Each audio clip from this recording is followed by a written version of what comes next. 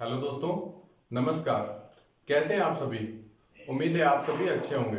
चलिए आज की क्लास को हम लोग स्टार्ट करते हैं। लास्ट क्लास में हम लोगों ने टाइम एंड वर्क की प्रैक्टिस की हुई थी, तो आज की क्लास में हम लोग आगे बढ़ते हैं और आप लोगों की फरमाइश के बेसिस पे एसआई और सीआई को स्टार्ट किया जाता है। आज हम लोग साधारण ब्याज या फिर चक्रवृद्धि ब्याज में से कोशिश करेंगे दोनों खत्म हो जाए या फिर कोई ना कोई एक तो आज हम खत्म कर ही लेंगे।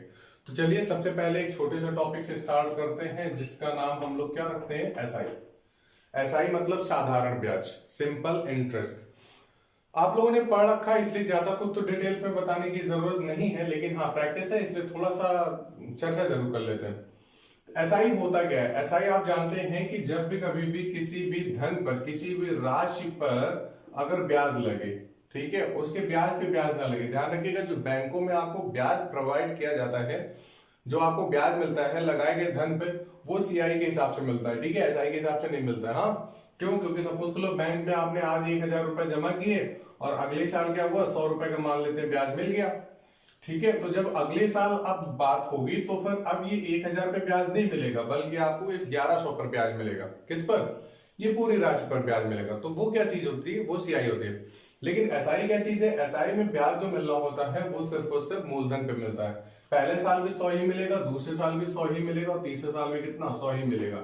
जितने वर्षों तक की आप ब्याज की बात करेंगे उतने वर्षों तक की यही चलेगा, ठीक है ना। तो वैसे तो आपको साधारण ब्याज और चक्रवृद्धि ब्याज के बीच में अंतर पता है, ठीक है, लेकिन फिर भी बता दिया गया है। अच्छा एक बात ध्यान रखिएगा, आप लोग हमेशा से जानते हैं कि जो एसआई होता है मतलब साधारण ब्याज होता है वो PRT/100 होता है। क्या होता है? PRT/100 होता है। PRT/100 मतलब मूलधन गुणे दर गुणे समय बटे 100। ये चीज हम लोग बोलते हैं।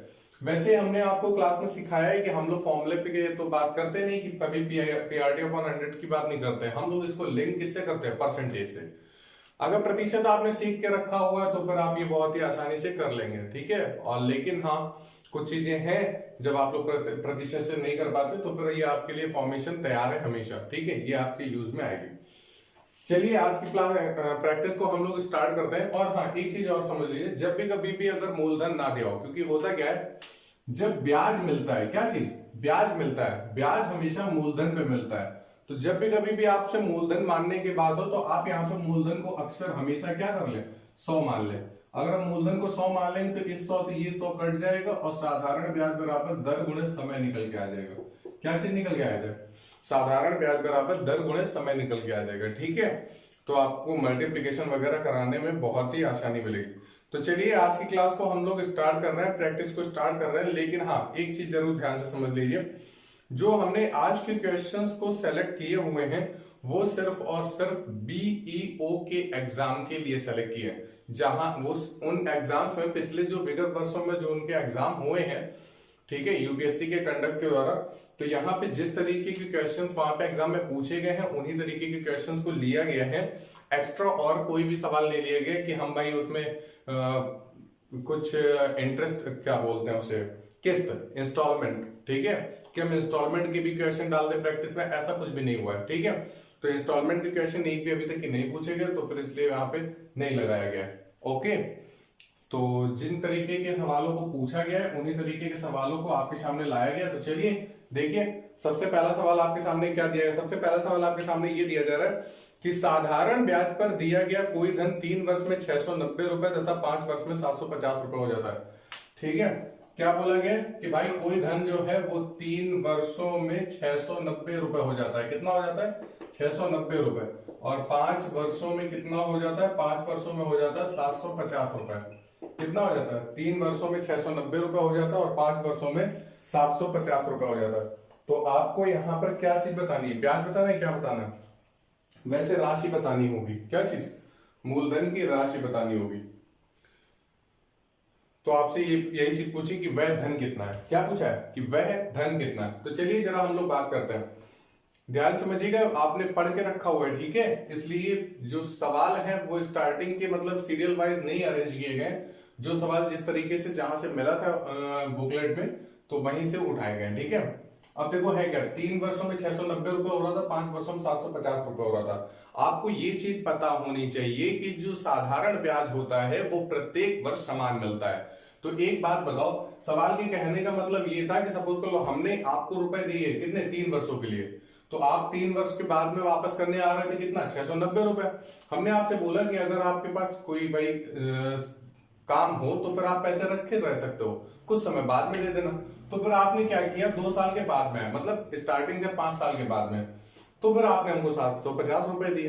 कहने का मतलब क्या हुआ, ये जो आपने हमें ज्यादा रुपए दिए वो क्यों दिए, क्योंकि ब्याज की वजह से। तो 3 वर्ष से समय हो गया 5 वर्ष, मतलब समय ज्यादा कितना मिला है 2 वर्षों का। तो 2 वर्षों में जो ये पैसा ज्यादा आया है वो कितना ज्यादा है, 60 रुपए का ज्यादा है। पैसा कितना ज्यादा है, 60 रुपए का। तो अगर 2 वर्षों में 60 रुपए ब्याज मिल रहा है तो फिर 1 वर्ष का ब्याज कितना होगा, 1 वर्ष का ब्याज होगा 30 रुपए। 1 वर्ष का ब्याज कितना होगा, 30 रुपए होगा। इतनी बात समझ में आ गई। अब देखो है क्या भाई, हमें वह धन ज्ञात करना है कि वो धन कितना है। तो धन हम लोग कैसे निकाल सकते हैं, अगर हमें ये पता चल जाए कि 3 वर्षों में हमने कितना ब्याज दिया था, तो अगर 1 वर्ष में हम 30 रुपए ब्याज दे रहे थे तो 3 वर्ष में कितना देंगे, तो 3 वर्ष में मिलेगा कितना 90 रुपए। तो कहने का मतलब ये है कि जब आप हमको मेरे पैसे वापस करने आए थे तो आप 690 रुपए वापस कर रहे थे। तो इन 690 वर्षों में 3 वर्ष का जो ब्याज था वो कितना था, 90 था। तो अगर हम 690 मतलब अमाउंट में से अगर 90 ब्याज को घटा दे तो फिर हमें प्रिंसिपल मिल जाता है कितना, 600 रुपए। यही आपका धन आ गया, यही क्या आ गया, आपका धन आ गया। तो यहां पे भाई कौन सा ऑप्शन दिया गया है, ऑप्शन नंबर बोला गया है चौथा। ऑप्शन नंबर कौन सा है, चौथा ऑप्शन दिया गया। बात समझ में आ गई। तो चलो भाई इसको हटा देते हैं। अब इस टाइप के जितने भी बुकलेट में क्वेश्चंस मिले आपको, आपकी बुक्स में क्वेश्चन मिले, ठीक है, और जो सक्सेस एकेडमी की तरफ से प्रोवाइड कराई गई थी उसमें बहुत सारे क्वेश्चन इस तरीके से दिए गए, ठीक है। तो उन क्वेश्चंस को लगाने की आप कोशिश करिए और आसाम से समझने की कोशिश करिए। अब देखिए अगला सवाल क्या दिया है, बोला है अमुक राशि 7 वर्षों के बाद 750 रुपए सरल ब्याज अर्जित करती है। कितना, 7 वर्षों के बाद में 750 रुपए सरल ब्याज के रूप में अर्जित करती है। और फिर बोला है यदि ब्याज की दर 2% अधिक होती तो कितनी अधिक ब्याज अर्जित करती। देखो बोला है टाइम दिया गया भाई 7 वर्षों में कितना, 750 रुपए एसआई ये मिलता था। और बोला यदि ब्याज की दर अगर 2% अधिक होती, तो रेट बोल रहा है अगर 2% और अधिक होती, ठीक है, तो फिर कितनी राशि अधिक ब्याज अर्जित करता है, ठीक है। और जो ऑप्शन दिए गए वो 35 रुपए, 350 रुपए, 245 रुपए और सीएनडी दिया है, मतलब निर्धारित नहीं किया जा सकता। अच्छा एक बात बताइए, आप लोग जानते हैं कि एसआई बराबर होता है क्या, पीआरटी अपॉन 100। कितना होता है, एसआई बराबर होता है पीआरटी अपॉन 100। तो एसआई साधारण ब्याज चलो हमने मान लिया 750 रुपए दिया है, इक्वल्स टू प्रिंसिपल, तो प्रिंसिपल तो हमें पता नहीं कितना दिया, नहीं पता है ना, इनटू आर। आपसे ये बोला 2% की वृद्धि की जाती है, लेकिन रेट आपसे नहीं बोला, तो फिर आपको रेट भी नहीं पता है, ठीक है, इनटू टी। तो टाइम कितना, टाइम तो चलो हम बोलते हैं भाई 7 वर्ष वगैरह वगैरह। तो आपसे यहाँ पे जो भी चीज पूछ रहा है हम वो चीज नहीं बता सकते हैं, क्यों, क्योंकि यहाँ पे 2 चीजें नहीं है। अगर इन दोनों में से कोई हमें एक चीज पता होती तब तो फिर हम बता पाते। अब जब यहाँ पे दोनों चीजें ही नहीं पता है तो फिर हम आंसर को किस तरीके से बताएंगे। बात समझ में आई, अरे बोलो भाई, क्लियर है ना। तो यहाँ पे भाई प्रिंसिपल और रेट में से कोई एक चीज आपको पता होनी चाहिए थी, अगर पता होती तब तो फिर हम आंसर बता पाते। तो कहने का मतलब ये है कि इस क्वेश्चन का जो आंसर होगा वो चौथा ऑप्शन होगा। कौन सा, कैन नॉट डिटरमाइन, मतलब निर्धारित नहीं किया जा सकता। बात समझ में आ गई है ना, अरे बोलो भाई। चलिए भाई अगला सवाल की तरफ बढ़ते हैं। अगले सवाल में देखो क्या बोला गया, बोला है दयानंद ने 16% साधारण ब्याज की वार्षिक दर पर कुछ धन उधार लिया। 5 वर्ष बाद उसने 10,080 रुपए अदा किए। दयानंद ने कितना धन दिया। हमने आपसे बोला था कि जब भी कभी भी आप एसआई बराबर पीआरटी अपॉन 100 की बेसिस के सवाल किया करें तो आप प्रिंसिपल को 100 मान लिया करें। अगर हम प्रिंसिपल को 100 मान लेंगे तो फिर जो ब्याज होगा वो दर गुणे समय बन जाएगा। तो अगर हमने यहाँ पे मान लिया कि दयानंद जी के पास में 100 रुपए थे, कितना, 100 यूनिट था, ठीक है, 100 यूनिट पैसे थे। तो फिर हुआ क्या आगे, 5 वर्ष का समय दिया उन्होंने और 16% का ब्याज दिया। तो एसआई इक्वल्स टू क्या होगा, आर इंटू टी। आर कितना है, 16% है, टाइम कितना है, 5 वर्ष से 16 पंचे 80। कहने का मतलब ये है कि जो अगर हम अमाउंट की बात करें तो अमाउंट क्या होता है, प्रिंसिपल प्लस इंटरेस्ट। तो फिर कितना हो जाएगा 180, प्रिंसिपल कितना हो जाएगा 180। आपसे ये चीज बोल रहा है, अगर 5 वर्ष के बाद में उन्होंने 10,080 रुपए अदा किए हों तो दयानंद ने कितना धन उधार लिया था। आपसे ये पूछा है कितना धन उधार लिया था, मतलब वो 100 जो आपसे पूछा गया। तो 180 बराबर दिया गया है 10,080 के, किसके बराबर? 10,080 के। तो 10 से आप 10 यहाँ पे काट सकते हो, ठीक है। और आपसे पूछा गया था 100, तो जो पूछा जाए ऊपर बताया जाए नीचे, इंटू 10,080 की जगह पे 1,008 हो जाएगा। बात क्लियर हो गई ना? ठीक है। अब एलिमिनेट तो कर ही सकते हो, ठीक है।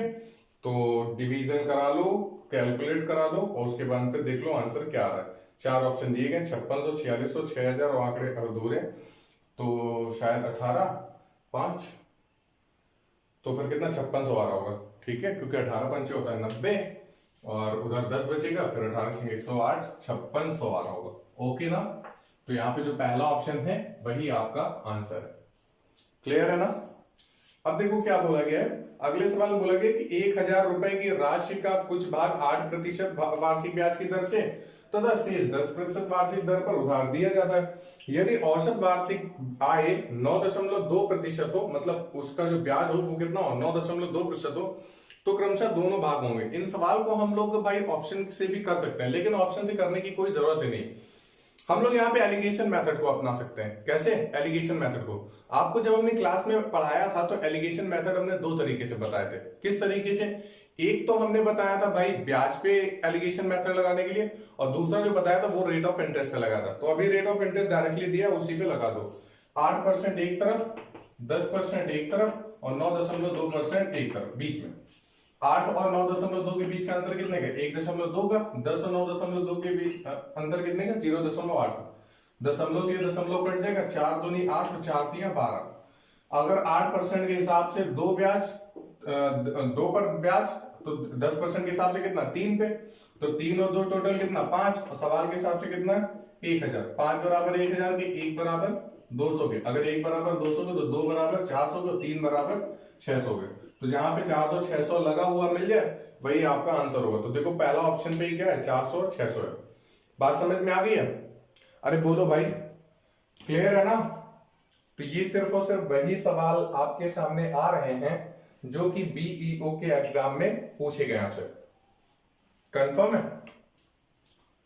चलो भाई अब आगे बढ़ते हैं और अगला सवाल लेते हैं।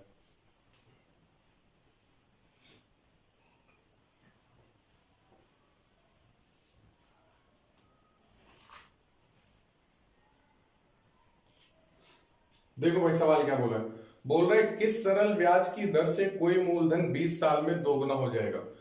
ध्यान रखिएगा, यूपीएससी के एग्जाम, चाहे तो कोई भी एग्जाम हो, ठीक है, यहां तक कि पीसीएस लेवल के बाद उसमें भी अगर हम बात करें जाके तो जहां पे मैथ आती है, ठीक है, सेक्शन बी में, तो वहां पे इस तरीके के जो ब्याज के सवाल होते हैं वो आपसे मोस्टली पूछे जाते हैं, ठीक है। तो आप ये चीज ध्यान रखिएगा कि यहाँ पे ये जो बीईओ का एग्जाम है ये यूपीएससी कंडक्ट करा रही है, ठीक है। तो यहाँ पे इस टाइप के सवाल आने के चांसेस बहुत ज्यादा रहते हैं, हाँ, कि अगर एसआई से क्वेश्चन आ रहा हो तो कुछ इसी तरीके से आ रहा होगा। सुनो भाई सवाल क्या बोला है, बोला है किस सरल ब्याज की दर से कोई धन, तो कोई धन बोला हमने, मान लिया कोई धन कितना 100, 20 वर्षों में, कितने वर्षों में? 20 वर्षों में दोगुना हो जाएगा, मतलब कितना? 200 हो जाएगा। तो ये प्रिंसिपल है और ये अमाउंट है।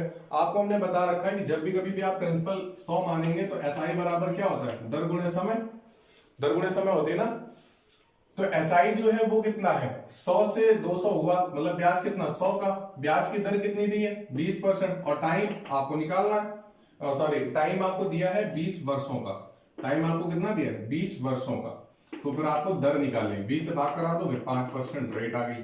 तो देखो भाई सेकंड ऑप्शन जो दिया यही आपका आंसर हो गया। बात समझ में आ गई? अगला सवाल देखो, अगले सवाल में बोला गया है कि साधारण ब्याज पर कुछ राशि 2 वर्षों में 744 रुपए, 2 वर्षों में कितनी हो जाती है भाई? 744 रुपए हो जाती है, और 3 वर्षों में हो जाती है 816 रुपए, और 3 वर्षों में कितनी हो जाती है? 816 रुपए। तो आपसे पूछा है मूलधन क्या होगा, आपसे क्या पूछा है कि प्रिंसिपल क्या होगा, मूलधन निकालना। जैसे अभी अभी हमने 2-3 सवालों के पहले एक इसी तरीके का सवाल किया हुआ था, उसी तरीके की बात यहाँ पे भी है भाई। 2 वर्ष में 744 रुपए वापस कर रहा था, 3 वर्ष में 816 रुपए वापस कर रहा था, तो कितने वर्ष का समय बढ़ा? 1 वर्ष का। कितना ज्यादा बढ़ रहा है भाई? निकाल लो, इधर से कितना 56 और इधर से कितना 16, 56 10 66 6 72, कितना 72 का अंतर है ना, घटा के देख लेना, 6 में से 4 जाएगा 2 और 11 में से 4 जाएगा 7 और 7 में 7 गया 0, ठीक है। तो एक वर्ष का ब्याज कितना है, 72 का है। आपको क्या करना है, आपको 2 वर्षों पे बात करनी है ना, तो अगर हम 2 वर्ष के लिए निकालेंगे तो 72 का गुणा 2 में करा दोगे 144 रुपए का ब्याज हो जाएगा। 2 वर्ष में हमें 144 रुपए का ब्याज भाई घटाना पड़ेगा, क्यों, क्योंकि हमें मूलधन चाहिए। तो ये क्या था, ये अमाउंट था और ये क्या है, ये ब्याज है। तो अगर अमाउंट में से हम ब्याज घटा देंगे तो प्रिंसिपल आ जाएगा कितना, 600 रुपए। 744 में से 144 घटेगा, कितना आ जाएगा, 600 रुपए आ जाएगा। और 600 रुपए देखो भाई ऑप्शन, कौन से ऑप्शन में दिया गया, 600 रुपए दिया गया है पहले ही ऑप्शन में, ठीक है। तो यही आपका आंसर हो गया। बात समझ में आ गई। चलो भाई देखो अब अगला सवाल, इसको हटा देते हैं। हाँ,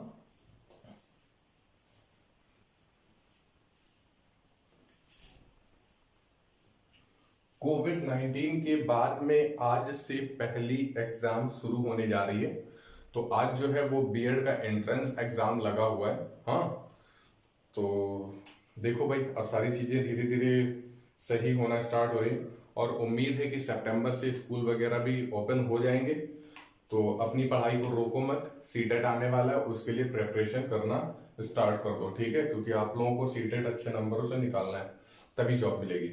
देखो अब ये सवाल आपके सामने क्या बोला गया कि 600 रुपए का 2.5 वर्ष में 4% वार्षिक ब्याज की दर से साधारण ब्याज निकालना है। ब्याज निकालना है, आप जानते हो एसआई बराबर कितना होता है, PRT/100। प्रिंसिपल कितना दिया है, 600 रुपए, और रेट कितना दिया है, 4%। समय कितना दिया है, 2.5 वर्ष। 2.5 वर्ष मतलब 5/2 और प्रतिशत 100 ये लगा हुआ है। तो 2 जीरो से 2 जीरो कट गए, 2 से काटोगे 2 बार, 5 दूनी 10, 10 का गुणा 6 में कितना, 60। तो देखो जो तीसरा ऑप्शन दिया गया वही आपका आंसर है। कौन सा, तीसरा ऑप्शन ही आपका आंसर है, ठीक है।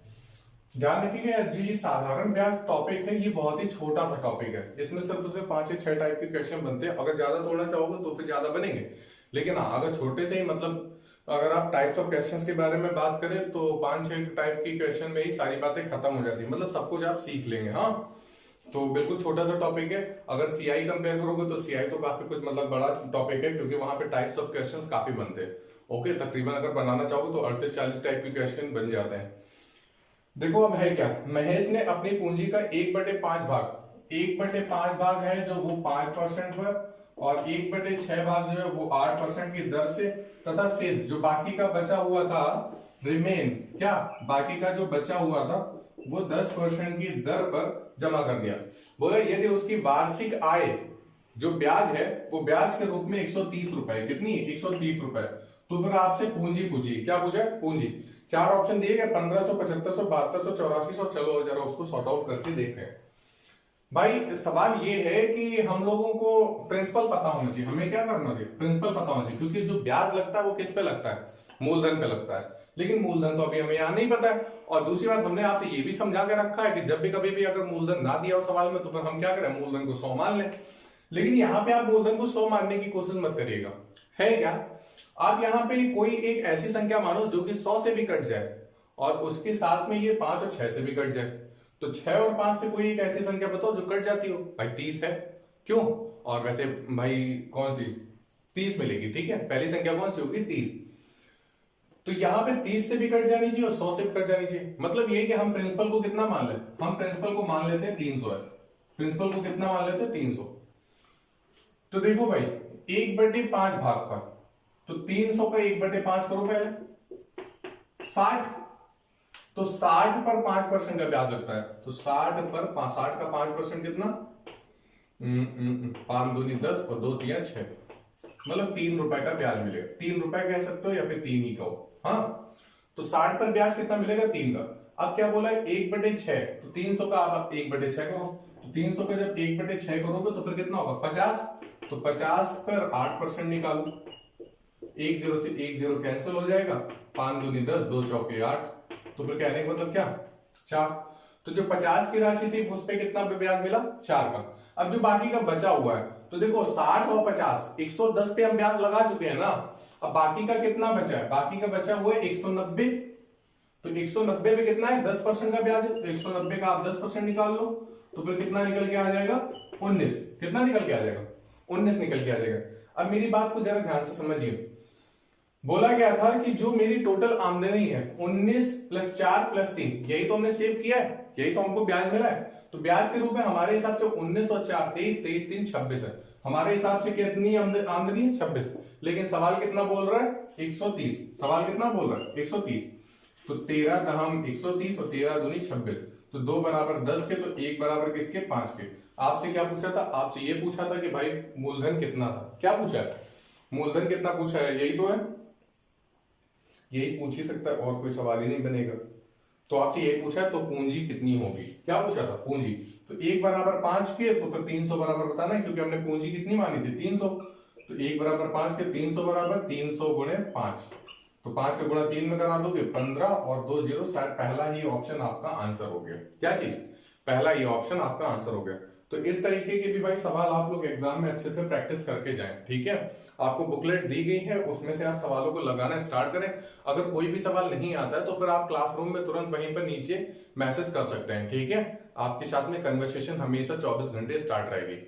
ओके, तो चलिए आज की क्लास को हम लोग यहीं पर ओवर करते हैं। नेक्स्ट क्लास में आपसे कल मिलते हैं, और अगर कोशिश होगी तो फिर हम आज शाम को ही मिल जाएंगे, ठीक है।